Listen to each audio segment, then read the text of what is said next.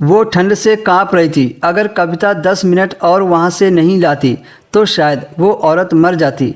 फिर कविता उस औरत को नीचे ले आई और उसे आग के पास बैठा दिया।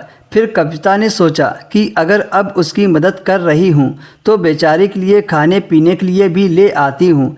फिर कविता ने उसके लिए चाय बनाई और खाना गर्म करके उसके पास ले गई। ना जाने क्यों उसके चेहरे को देखकर कविता को नहीं लग रहा था कि वो एक मुजरिम है। थोड़ी देर बाद उसकी हालत में सुधार आ चुका था। फिर कविता ने पूछा कि आपको देखकर तो नहीं लगता कि आप एक मुजरिम हैं, लेकिन पुलिस आपके पीछे क्यों है?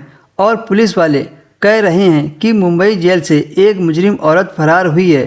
कविता का सवाल सुनकर उसने गहरी सांस ली और कहने लगी, मैं मुंबई जेल की कैदी नहीं बल्कि वहाँ की जेलर हूँ। ये सुनकर कविता चौंक गई और पूछा, तो एक जेलर के पीछे पुलिस क्यों पड़ी है? फिर कविता ने पूछा कि आप जेलर होकर मुजरिमों की तरह क्यों भाग रही हो?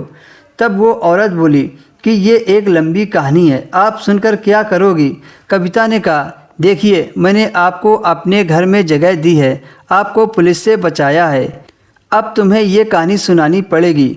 और मैं ये सब इसलिए पूछ रही हूँ क्योंकि मैंने भी जेलर की नौकरी के लिए अप्लाई किया है।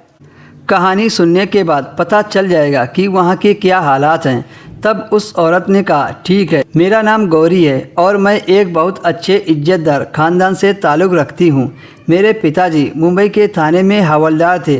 मेरे पिताजी ने बचपन से ही सच्चाई और ईमानदारी का सबक पढ़ाया था और यही समझाया था कि अपने काम से हमेशा वफादारी रहना, चाहे काम कितना भी बड़ा क्यों ना हो। कभी भी अपनी ईमान का सौदा मत करना। मेरे पिताजी एक सच्चे व ईमानदार हवलदार।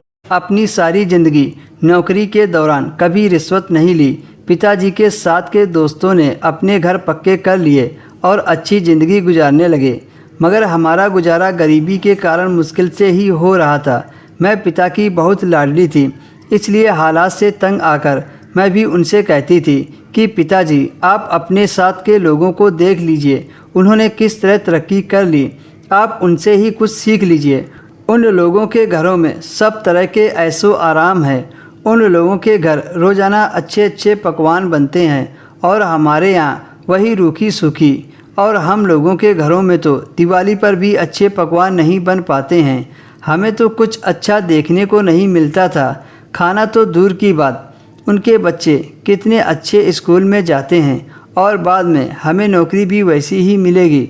तभी एक दिन मेरे पापा आए और कहने लगे कि मेरे थाने में आज